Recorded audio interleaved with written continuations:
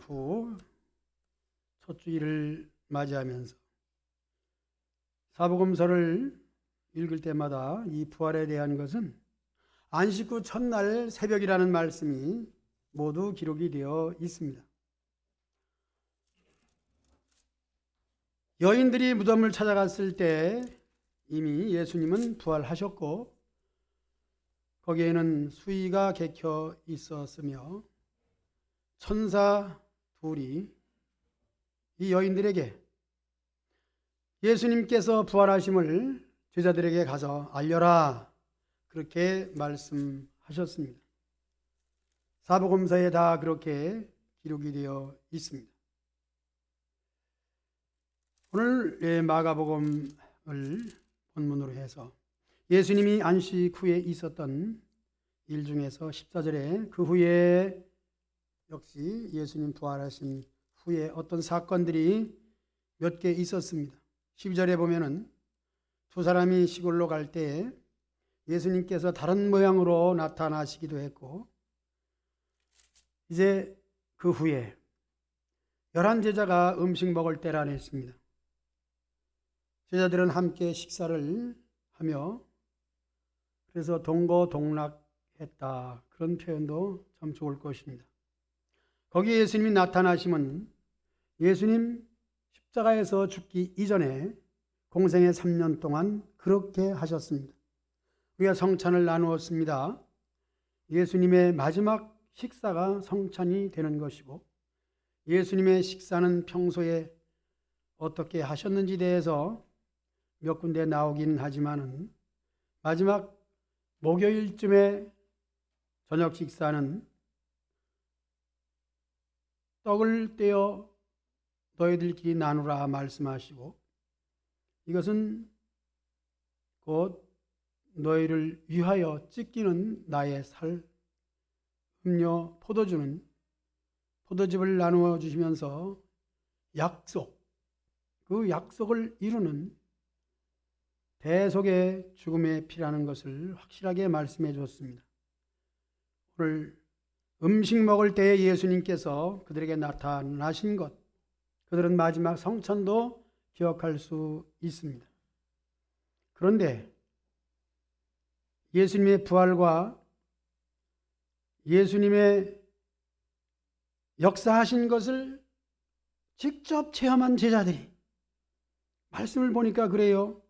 그들의 믿음 없는 것과 마음이 완악한 것을 꾸짖었다. 그렇게 기록이 되어 있습니다. 그 다음에 보면은 왜 그렇게 꾸짖으셨는가? 자기가 살아난 것을 본 자들의 말을 믿지 아니함이라 그랬습니다. 우리가 예수님을 믿는 것, 오늘 믿음의 생활하는 것, 우리 예수님께서 세상에 계심도 보지 못했고 예수님의 행적, 물론 부활도 우린 못 봤습니다. 그러나 주님이 원하는 것은 살아나는 것을 본 자들의 말을 믿지 아니했다 그랬으니까 본 자들의 말을 믿는, 즉 전도자의 말을 믿는 우리 신앙의 선배들의 신앙의 행적 따라서 우리가 본받고 믿음의 선배들, 여기에는 같이 우리 선배도 있고 또 믿음의 자손도 있고 같이 모였습니다.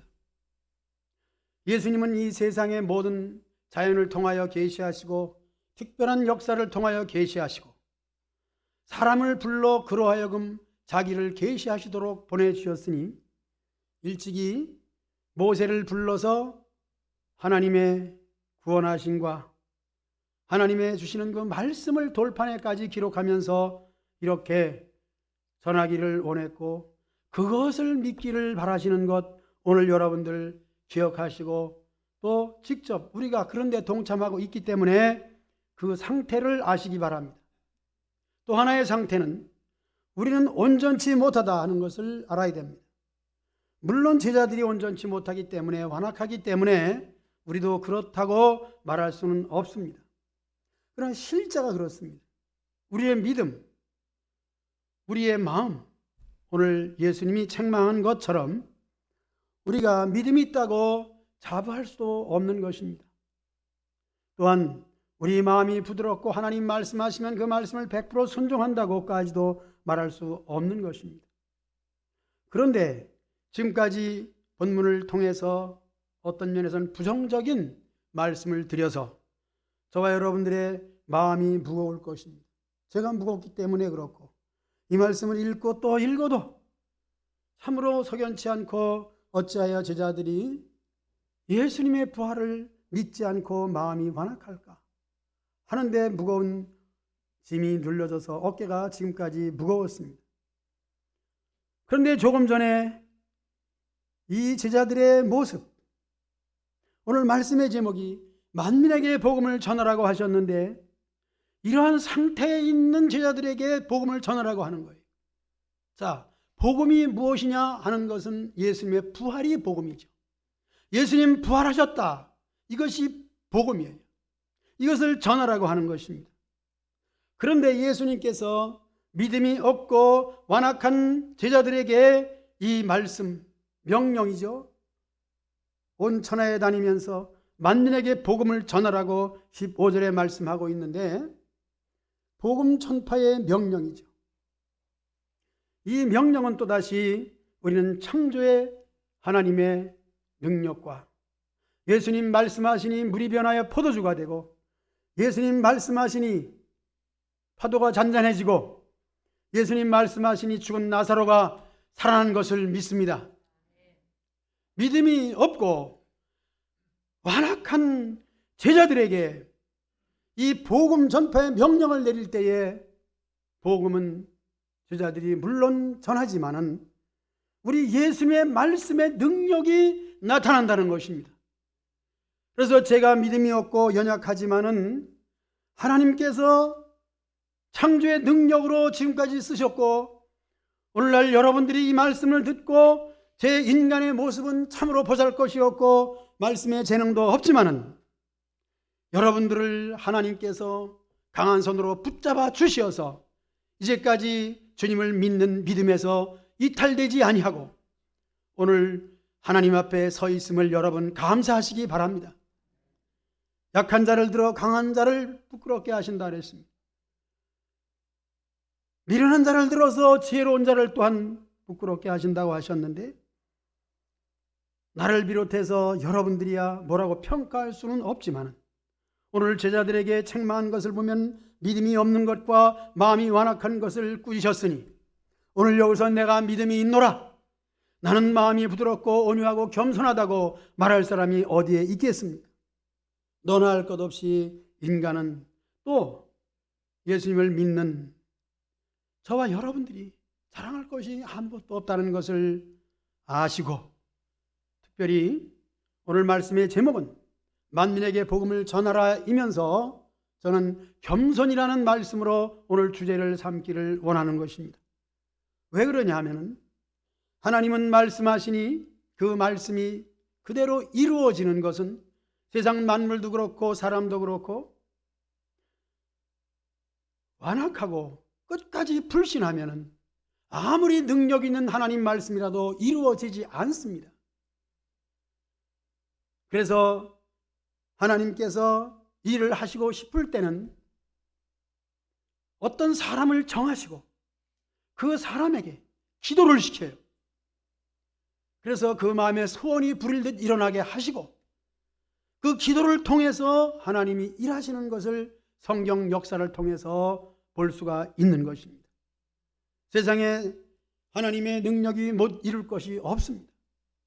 그러나 하나님이 하시는 그 모든 능력은 무엇이냐면은 영혼 구원의 사역이 바로 하나님의 일이에요.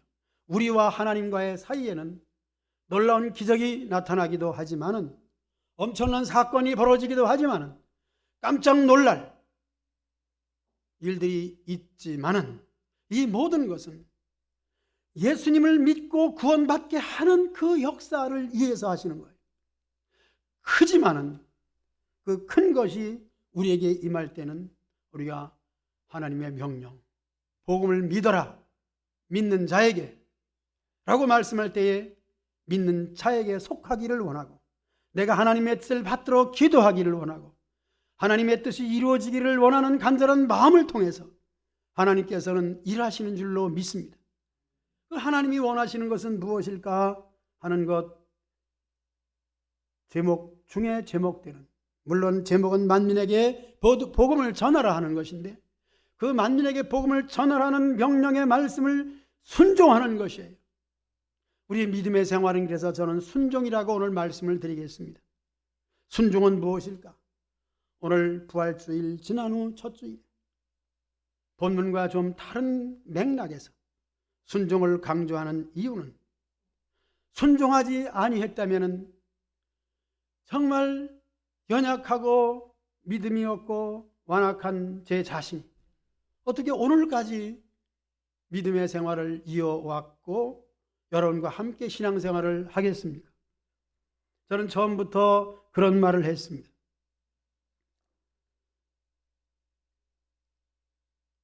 신학을 다니고 목회를 하고 이렇게 큰 일을 하는 것 같이 보여지니까 여러 사람들이 힘들지, 어렵지, 대단한 일을 하네, 뭐 그런 말도 합니다만은 거기에 대한 대답은 신앙생활입니다. 믿음의 생활입니다. 라고 하는 말밖에는 할 수가 없었습니다. 세상 사업과 신앙을 모르고 교회를 모르는 사람들은 교회 사업 잘 돼 가나?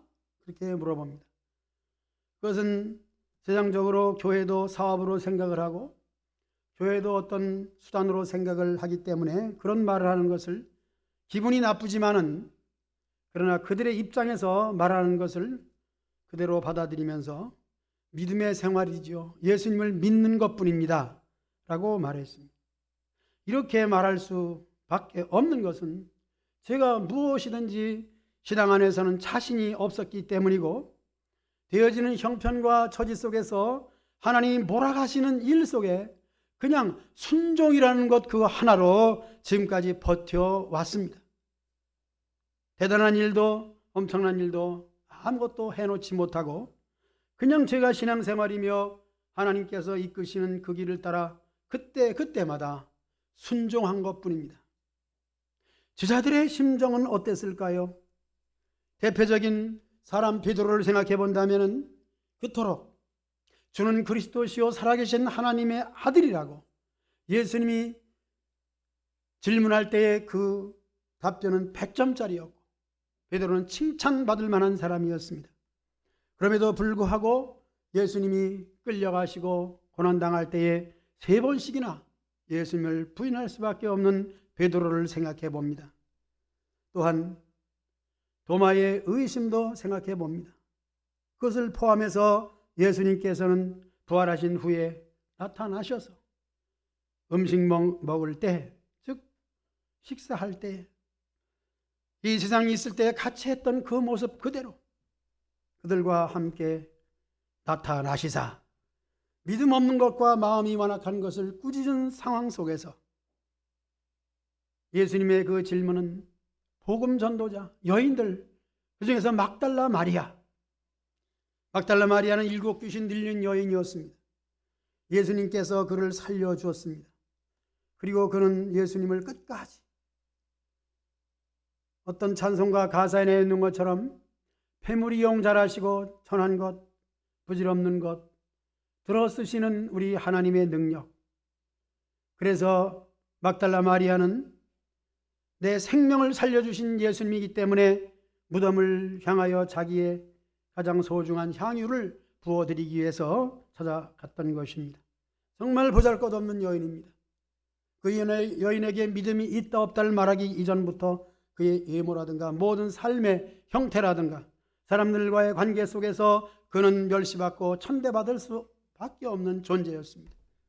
그럼에도 불구하고 사람들에게 나가서 말을 하면 그 사람의 말을 인정해 주지 않는 그런 상황인 것을 알면서도 예수님의 무덤을 찾아온 그에게 보여줄 수밖에 없는 예수님의 부활의 모습이죠.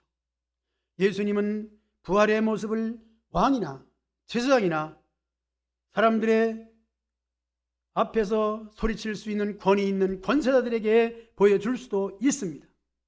그러나 권위가 있고 명예가 있고 자기가 잘난 못에 사는 사람들은 결코 예수님의 무덤을 찾아가지도 않고 반대로 예수님의 부활을 하지 못했다고 하는, 부활하지 않았다고 하는 증명을 하기 위해서 군인들에게 돈까지 주면서 예수님 부활했다는 말을 결코 하지 마라, 했다가 너는 가만두지 않을 거야 라고 하는 일은 열심히 하지만은 예수님의 부활에 대해서 보려고 하지도 아니하고 예수님의 부활에 관심도 없고, 오히려 관심은 있죠. 왜? 부활하지 않았다, 안부활이야 안부활이야, 날마다 안부활만 생각하고 있는 거죠. 이 여인은 부활이라고 하는 전제 조건에서 예수님을 찾아간 것은 아닙니다. 오직 예수님을 사랑하는 그 마음이 있기 때문이었습니다. 우리의 믿음의 생활이 무엇일까 생각해 본다면 우리의 믿음의 생활은 예수님을 사랑하는 것, 이건 대단한 것은 아닙니다. 즉 사랑한다고 하는 원래적인 조건은 예수님 때문에 어떤 은혜를 받은 상황 속에서부터 이 사랑이 시작이 되겠죠. 우리가 사람을 사랑해도 그렇고 예수님을 사랑해도 그렇고 어떤 이유와 조건이 없이 사랑은 안 됩니다. 그러므로 중요한 것은 주님께서 하신 일에 대해서 우리 인생 속에 어떻게 접목이 되느냐, 내 인생 속에 어떻게 들어오셨느냐 하는 것입니다. 이번에도 노회를 하면서 고시를 보는, 특별히 장로고시 또 신학교 들어갈 목사 후보생 고시, 거기에 대해서 서류 중에 하나가 자기의 개인적인 신앙 고백이 있습니다. 이력서와 함께 그것을 살펴봅니다. 중요한 것은 어떻게 교회 직분자가 되고 신학교를 들어가려고 하느냐 하는 과정을 다 상세하게 썼더라고요. 예수님을 만난 과정, 사명이 속에서 일어났던 그 과정들을 썼습니다. 이것은 저와 여러분들이 과거를 돌아보고 지금을 살피면서 내가 예수님을 영접하고 교회 생활을 하고 있는 이 상황을 한번 여러분들 가서 써보세요. 종이를 놓고 또 연필을 가지고 직접 한번 써보세요. 나는 어떤 상황 속에 예수님 만났느냐, 또 내가 지금 예수님을 영접하고 예수님과 어떤 관계로 살아가고 있는가. 이렇게 연약하고 보잘것없는 막달라 마리아가 예수님을 만난 동기는 정말 귀신이 들려서 무덤을 쫓아다니고 헤쳐다니고 옷은 다 벗어버리고 부끄러운 것도 모르고 이렇게 형편없는 모양을 가지고 살아갈 때에 예수님께서 그에게 귀신을 쫓아내 주심으로 정상적인 사람이 됐다는 것이죠. 물론 우리들에게 귀신 들린 적은 없다고 할지라도 사실상 예수님을 믿지 않는 이 상황은 성령이 계시다고 말할 수는 없잖아요. 불신자의 삶, 하나님을 모르는 자의 삶은 그 속에 이미 성령이 아닌 어떤 면에서는 사탄이 거하고 있다, 그렇게 말을 해도 우리는 틀리지 않을 것입니다. 즉 믿기 전에는 어떤 상황이었느냐, 이것을 생각하면서 오늘 어떤 동기를 통해서 내가 예수를 믿었느냐, 이 믿음의 동기가, 그리고 믿음의 생활이 오늘 저와 여러분들을 막달라 마리아처럼 예수님을 사랑할 수 있는 동기가 된다는 것, 여러분 자신을 살피면서 이제 오늘 예배를 마치고 가서 조용한 시간에 한번 써보시기 바랍니다. 그리고 예수님을 진정 막달라 마리아처럼 사랑할 수 있는가, 무덤에까지 따라갈 수 있는가, 십자가를 지고 가기는 좀 버겁고 힘들지만은 예수님을 사랑하는 마음을 가지고 있는 모습 그대로 주님 앞에 서 주님 앞에 존재하고 주님을 배울 수 있는 나 자신이 되었는가 하는 것을 실천하시기를 부탁을 드리겠습니다. 다 한번 하실 수 있죠? 그렇게 한번 하세요.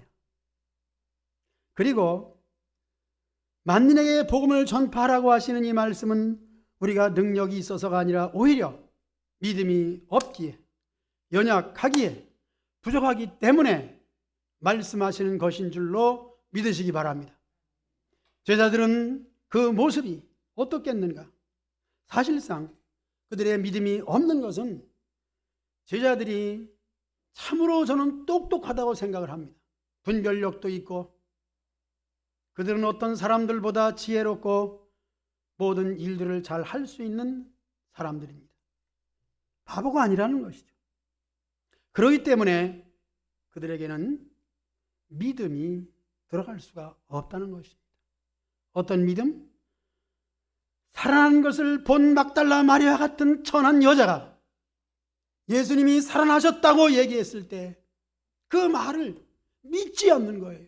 똑똑하기 때문에. 권위 있는 사람이 얘기했다면 믿었을 거예요. 아, 그러냐고. 세상이 얘기했으면 펄펄 뛰면서 예수님의 부활을 막 뜨겁게 막 이 명령 이전에 벌써 부활을 전할 것입니다.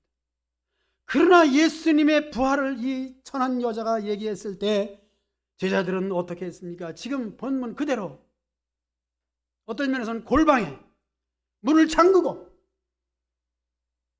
예수님의 제자들 뜨르는 자들을 그냥 두지 않는 이 현 정권과 현 세력을 숨어서 그들이 지금 저녁을 먹었다는 것이죠.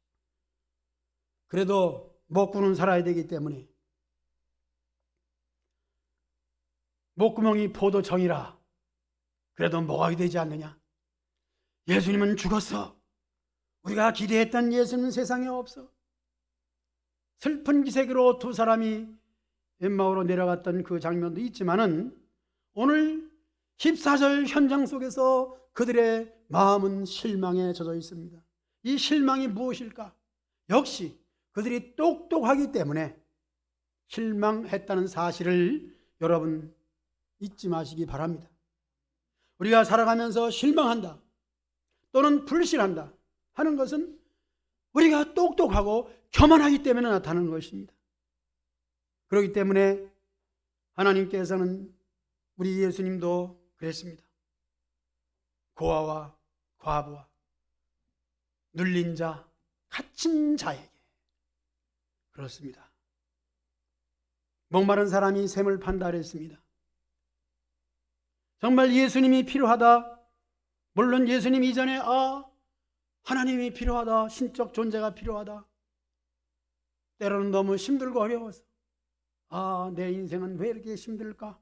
이 문제가 왜 해결되지 않을까? 무당을 좀 찾아갈까? 요한 점쟁이가 있다고 하는데 거기 좀 가볼까? 하는 그런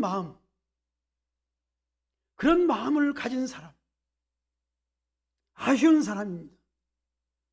이 아쉬운 사람은 사람으로서는 할 수 없기 때문에 신적 존재를 생각할 때에 정말 택한 백성은 예수님을 만날 수 있는 것이고 예수님은 언제나 모든 사람의 문 밖에서 두드리고 있기 때문에 그 안에서 정말 예수님을 만날 수 있는 동기적인 모든 모습만 약간만 보여도 우리 예수님은 능히 그 마음을 가지고 우리와 하나가 될 줄로 믿습니다. 여러분, 우리가 살아가면서 정말 예수님 만날 수 있는 동기가 얼마나 많이 있습니까? 예수님과 친밀하게 지내고 예수님과 교제할 수 있는 모든 사건들이 얼마나 많이 있습니까? 그럴 때마다 내가 잘나고 나에게 도움을 줄 수 있는 사람, 어떤 면에서는 물질, 내가 심어놓은 모든 것들, 내가 아는 사람, 동창, 친구 있기 때문에 하나님을 의지하고 기도하기보다는 그 인간적인 면을 쓸 때가 많이 있습니다. 그렇기 때문에 그는 똑똑한 사람이고 그는 따라서 오늘 예수님이 책망한 것처럼 믿음이 없을 수밖에 없는 거예요. 그 믿음은 누가 있느냐? 이미 결론까지도 말씀을 드렸습니다. 믿음은 하나님 말씀에 순종하는 자에게 믿음이 오는 줄로 믿습니다. 하나님께서는 믿음을 덜커다 갖다 주지 않아요. 항상 저는 말씀드리지 않습니까? 부모에게 물려받은 재산을 간직하고 유지하고 더 불고 놓는 사람은 대단히 적다는 것입니다. 왜냐하면 어떤 면에서는 유산이지만 공짜예요. 자기가 땀 한 방울 흘리지 아니하고 그냥 받은 것이기 때문에 나도 이걸 가지고 사업을 하면 될 거야 하면서 시골로 말하면 땅 팔고 그 돈 가지고 서울에 와서 주식을 사고 친구가 무슨 사업을 한대 뭐 주식회사를 건방지게 만들고 이렇게 해서 홀라당 날려버리고 마는 거죠. 그러나 정말 가난하고 힘들고 어려운 사람들은 막말로 넉마주의를 하면서 죄송하지만은 여자아이들은 서울 가서 부잣집에 식모살이 하면서 이런 얘기하기 어려운 것은 이 직업에 대한 귀천을 자꾸 얘기하기 때문에 그런데 사실상 그렇잖아요. 직업에 귀천이 없지만은 일반적으로 생각하기에는 그래도 공무원은 직업이 귀한 것이고 연필 잡고 책상에 앉으면 좋은 것이고 천한일 예를 들어서 청소부를 한다. 지금 미화원이지만은 천하게 여기잖아요. 말이야. 직업에 귀천이 없다. 그러지만 마음 생각 속에서는 내 자식을 낳아서 잘 가르쳐서 판사 만들어야지. 그런 생각은 다 있잖아요. 그러니까 제가 말하는 거 오해하지 마세요. 천한 사람 먹고 살 게 없어가지고 그 당시에 옛날에는 7, 8씩 아이를 낳아가지고 그 아이가 어디 가서 밥벌이라도 했으면은 월급은 고사하고 밥만 어서 누가 줬으면은 그 엄마 아버지는 참 감지덕지 해가지고 누가 데려간다면 얼른 데려가라. 그래서 힘들고 어렵게 천하게 직업을 가지고 살면서 돈 귀한 것을 알고 그것을 가지고 자기 생활에 하나도 쓰지 아니하고 천한 거 먹고 천한 거 있고 얻어 있고 그렇게 하면서 통장에 저축을 해서 그것을 가지고 장사를 하든지 뭘 하든지 하여튼 그렇게 해서 자수성가한 사람은 재물 귀한 줄 알고 소중한 걸 아는 거 제가 여러분에게 10번, 100번 얘기 안 해도 여러분 잘 할 줄로 압니다. 믿음 마찬가지입니다. 모태신앙이다. 건방진 소리 할 필요 없습니다. 모태신앙이 내 신앙 될 수 없는 거예요. 누가 잘 믿는다. 훌륭한 목사님이 있대. 훌륭한 목사님이 능력을 행하고 설교를 잘하는데 말씀 좋대. 개뿔 같은 소리 하지 말아요. 내가 진정 어렵고 힘들어서 어떤 신적 존재를 찾을 때 문제 속에 찾아와 주시고 문제를 통하여 힘들고 어렵게 우리에게 주시는 것은 믿음을 주는 것이 아니라 우리에게 말씀하십니다. 지극히 작은 것, 물론 여기서 천하에 다니면서 복음을 전하라고 하는 것은 대단한 명령이지만 우리에게 지극히 작은 것. 여러분들이 그래도 교회에 나오시면은 저는 여러분들에게 그가 할 수 있는 것을 시킬 때가 있습니다. 때로는 저는 청소를 잘 시켜요. 좀 믿음이 있고 권사님 되시면은 화장실 청소를 좀 하십시오. 잘 하시더라고요. 순종하게 될 때에 본인도 기쁘고 즐겁게 잘하게 되는 것입니다. 물론 예를 든다는 것은 상당히 어려운 얘기지만은 오늘 예수님께서 온천에 다니면서 복음을 전하라고 하신 이 말씀은 그들이 복음을 전할 수 있는 믿음도 없고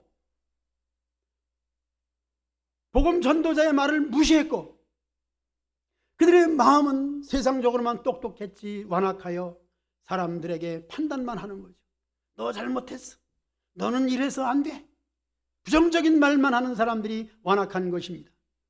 우리 부드러운 사람은 어떤 말을 합니까? 아니야, 괜찮아. 그래, 넌 할 수 있어. 우리는 참으로 힘들어도 이 힘든 것을 통해서 능히 모든 일들을 해결할 수 있어. 이제 제자들은 예수님께서 하시는 이 복음 전파의 명령이 바로 긍정적인 거예요. 믿음이 없지만은 너희들은 할 수 있다는 것이 깔려 있는 거예요. 너희들은 존재적으로 볼 때에 내가 부활했다는 사실도 믿지 아니하고 이렇게 방구석에 밥만 처먹고 있는 것들인데 너희들은 할 수 없어. 소용없어. 내가 여태까지 헛살았어. 에이, 너희들은 소용없어. 내가 딴 데 가서 다른 사람들을 불러서 내 제자를 삼고 내 부활을 전할 수 있는 복음 전달을 삼을 거야 라고 하지를 않으셨다는 겁니다. 연약하고 부족하지만은 3년 동안 같이 동고동락하면서 살아왔던 그들을 버리지 아니하시고 제자들을 사랑하시되 끝까지 사랑하시면서 너희들이 해야 될 일들은, 내가 3년 동안 너희를 가르친 것은 내 부활을 전하라고 하는 것이야. 지금 내가 너에게 명령한다. 온 천하에 다니면서 만민에게 복음을 전하라. 이 제자들로 하여금 오늘날 이 땅에 교회가 세워진 줄로 믿습니다. 오늘 이 교회의 존재 자체는 바로 여러분들이 세우는 거예요. 여러분 한 사람 한 사람이 얼마나 존재로 볼 때에 연약합니까? 부족합니까? 그러나 여러분들이 말씀을 듣고 순종할 때에 이 일은 하나님이 하시는 거예요. 우리가 할 일은 순종이에요. 여기에 대해서는 재능도 없고 거기에 대해서 능력도 없고 어떤 힘도 없습니다. 그럼에도 불구하고 하나님께서 오늘 저와 여러분들에게 믿음의 자리에서 예배자로 세워주신 거 감사하시기 바랍니다. 우리가 세계적으로 복음을 전하라고 했을 때에 대단한 것은 사실입니다. 그러나 진정 대단한 것은 무엇일까? 세계 그러면은 어떤 나라라고 할지라도 그 나라에도 복음을 받아들일 한 사람을 말하는 것이고, 그 한 사람이 복음을 듣고 예수님을 믿는 것뿐이고, 그 믿는 것뿐이라고 했을 때 그 한 사람이 해야 될 것은 무엇이냐면은 예배를 드리는 것인 줄로 믿습니다. 그래서 저와 여러분들이 지금 이 자리에 앉아서 예배를 드리는 것이 온 천하에서 대단한 일을 하는 것 중에 실체적인 모습이에요. 예배가 얼마나 소중한 것입니까? 지난 월요일 날 목사님 한 분이 그래요. 현재 노회장으로 계신 분인데, 아유, 강 목사님 이제 은퇴하게 되면 어떻게 예배를 드릴 거예요? 왜 그런 얘기를 하냐면은 그분은 은퇴하신 분들에게 많은 얘기를 들었나 봐요. 은퇴하고 나니까 참 어디 가서 어떻게 예배를 드려야 될지 이게 굉장히 어려운 얘기예요. 예배를 인도하고 예배를 드릴 때는 몰랐는데